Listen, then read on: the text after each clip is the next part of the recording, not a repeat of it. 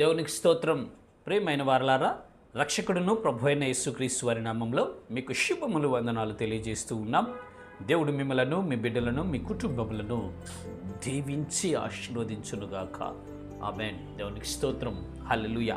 ప్రియమైన దేవుని పిల్లలారా, ఈ లోకంలో మనం అనేకం వెతుకుతూ ఉంటాం. రకరకాలు వెతుకుతారు. 10వ తరగతి రాసే పిల్లోడు రిజల్ట్స్ వెతుకుతూ ఉంటాడు.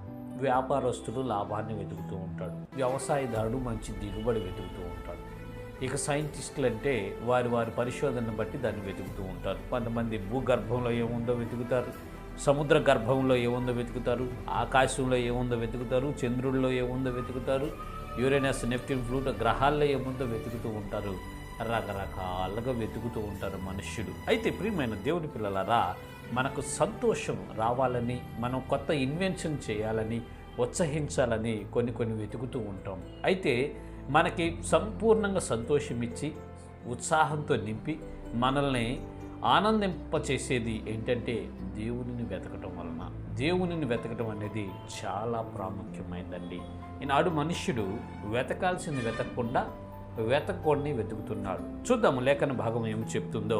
కీర్తనల పుస్తకము 40వ కీర్తన 16వ చరణంలో ఈ రీతిగా దేవుడు భక్తుడి ద్వారా రాయిస్తూ ఉన్నాడు. నిన్ను వెతుకు వారందరూ నిన్ను గూర్చి ఉత్సహించి సంతోషించుదురుగాక.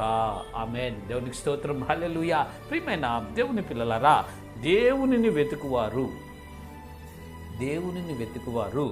ఆయనను గూర్చి ఉత్సహించి సంతోషిస్తారంట దొరికిన తర్వాత. ఈనాడు మనుష్యుడు దేవుణ్ణి వెతకలేకపోతున్నాడండి.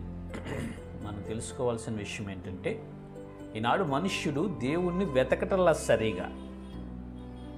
ఏదో పూర్వీకులు చెప్పారని, ఎవరో చెప్పారని, పెద్దలు పాటిస్తున్నారని, వాళ్ళు చేస్తున్నారని, వీళ్ళు చేస్తున్నారని, అక్కడ అది జరిగిద్దని, ఇక్కడ ఇది జరిగిద్దని మనుషుల మాటలు నమ్మి వెళ్ళిపోతున్నారు. కానీ దేవుడని, అసలు దేవునిని సరిగ్గా హృదయపూర్వకంగా యథార్థ హృదయంతో, హేతు దృక్పథంతో, శాస్త్రీయ ఆలోచనతో ఎంతమంది వెతుకుతున్నారు ఈ లోకంలో? చాలా తక్కువ మంది వెతుకుతారండి. చాలా తక్కువ మంది వెతుకుతారు. అందుకే దేవుడు అంటాడు, నన్ను వెతుకువాడు నన్ను కనుగొంటాడు అని చెప్తాడు ఆయన. దేవునిని మనం వెతకాలండి. దేవునిని మనం వెతికినప్పుడు ఆయనను గురించినటువంటి ఉత్సాహము, సంతోషధ్వని మనం చేస్తాం. ఎందుకంటే దేవుణ్ణి మనం కనుక్కుంటాం, మనకు ఆయన బయలుపరుచుకుంటాడు. ఎవరైతే నిజమైన హృదయం కలిగి, ఆసక్తి కలిగి, శ్రద్ధ కలిగి, యథార్థ హృదయం కలిగి, నేను దేవునిని తెలుసుకోవాలి, దేవునిని కలుసుకోవాలి, దేవునిని గురించిన విజ్ఞానము నాకు కావాలి అని కుల మత వర్గ వర్ణ భేదాలన్నీ పక్కన పెట్టేసి యథార్థ హృదయంతో నాకు దేవుడు కావాలి అని వెతుకుతాడో ఖచ్చితంగా దేవుడు అతనికి కనపరుచుకుంటాడు. అసలు ఈ సర్వాధికారి ఎవరో, సర్వ సృష్టికర్త ఎవరో అతనికి తెలియజేస్తాడు. అప్పుడు అతను ఉత్సహించి సంతోషించి గంతులు వేస్తాడండి. ప్రియమైన ప్రజలారా, దయచేసి గమనించండి. ఈ భూ సంబంధమైన వెతుకుతున్నాం, మంచిదే.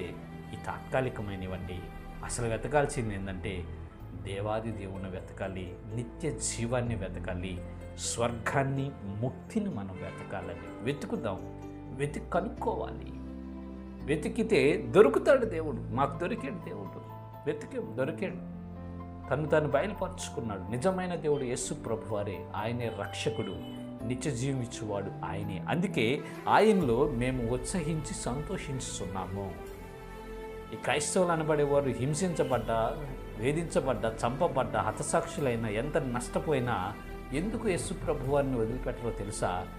ఆయనలో ఉత్సాహం, సంతోషాన్ని అనుభవిస్తూ ఉంటారు. 2 రకాల సంతోషం, ఈ భూ సంబంధమైన ఉంది, పర సంబంధమైన. అందుకని దేవునిని వారు కనుగొన్నారు కాబట్టి, వారు వెతికారు కాబట్టి, వారికి దొరికారు కాబట్టి ఎన్ని శ్రమలు వచ్చినా ఏం చేసినా వారు ఆ మార్గం నుంచి తప్పిపోరు. ప్రియులారా, దయచేసి గమనించండి. మీరు వెతకండి, దేవుడు దొరుకుతాడు. అప్పుడు మీరు సంతోషించి, ఉత్సహించి ఆనందిస్తారు. ఇటు కృప దేవుడు ప్రజలందరూ కలుగు చేయనుగాక. ఆమేన్. God bless you. దేవునికి స్తోత్రం. హల్లెలూయా. Praise the lord.